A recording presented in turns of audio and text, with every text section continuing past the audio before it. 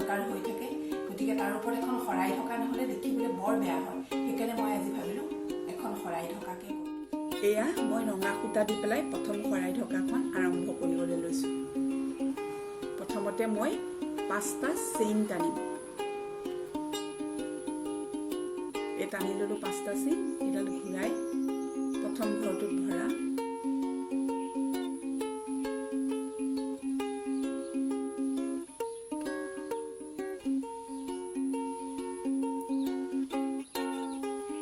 এইডাল ঘূৰাই দিম। এই গোলটো হ'ল, এইটো দেখিছে। এতিয়া মই ঘূৰাই ঘূৰাই কৰিম।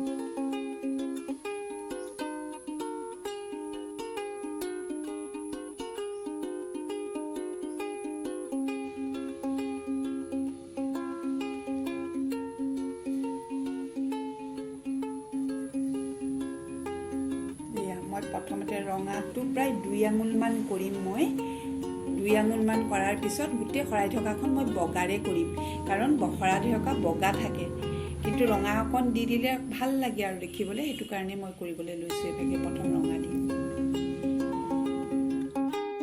এয়া মই কৰিলোঁ, ৰঙাটো ইমান ডোখৰ কৰিলোঁ আৰু 1 লাইন কৰিয়ে মই ইয়াৰ ওপৰত বগা দি পেলাই আৰম্ভ কৰিম।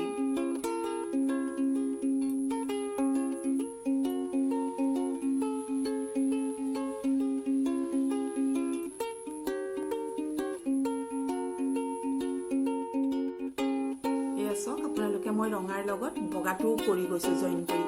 বগাডোখৰ আৰম্ভ কৰাৰ লগে লগে মই 3টা ঘৰ টানি টানি এটা ফুটা কৰি গৈছোঁ। মন কৰিছে নিশ্চয়। এনেকেই গোটেই শৰাই ঢকাখন মই কৰি যাম। এই ফুটাটোৰ লগতে মিলাই মিলাই ফুটাটো দীঘলকৈ গোটেই শৰাই ঢকাখন কৰিম। শৰাই ঢকাখন মই এখন ডিছ এখনৰ সমান কৰিব লাগিব, তেতিয়াহে মোৰ শৰাইখনৰ কাৰণে জোখৰ হ'ব।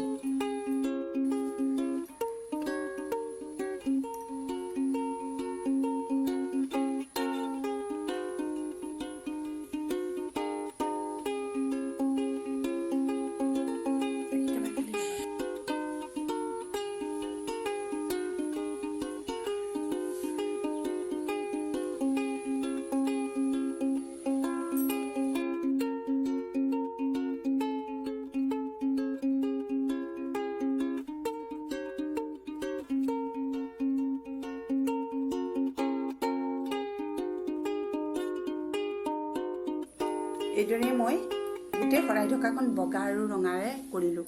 ৰঙা দি আৰম্ভ কৰিলোঁ, গতিকে সামৰণিটো মই 2 লাইন ৰঙাকৈ কৰি সামৰণি মাৰিম।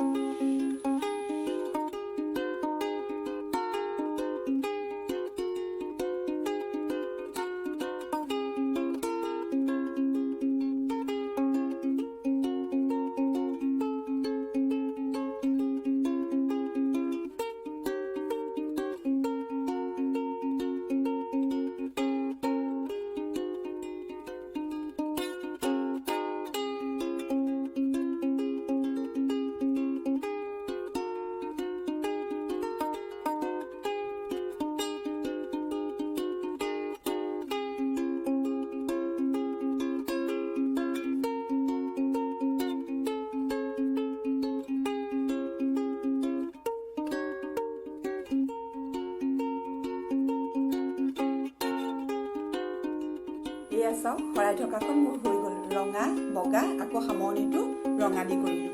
এই শৰাই ঢকাখন এনেকুৱা হোৱাৰ কাৰণে উঠাবলৈ দিগদাৰ হৈছে। মই ইয়াৰ মাজতে এনেকৈ বগা এটা কৰি তাৰ ওপৰত ৰঙা এটা দি সৰু মণি এটা দি পেলাই এইটো মই এইখন শৰাই দিম। এয়া চাওক, মই বগাৰ ওপৰত সৰুকৈ এটা ৰঙা কৰি এনেকুৱা মণি এটা লগাই দিছোঁ।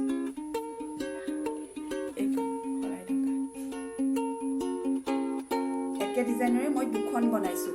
এইখন সম্পূৰ্ণ বগা, তাৰ ওপৰৰ টুপটো খালি মই ৰঙাকৈ এনেকৈ কৰি দিছোঁ। একেই ডিজাইনত মণি এটা লগাই কৰি দিছোঁ আৰু বৰ্ডাৰটো ৰঙা 1 লাইনেৰে কৰি দিছোঁ।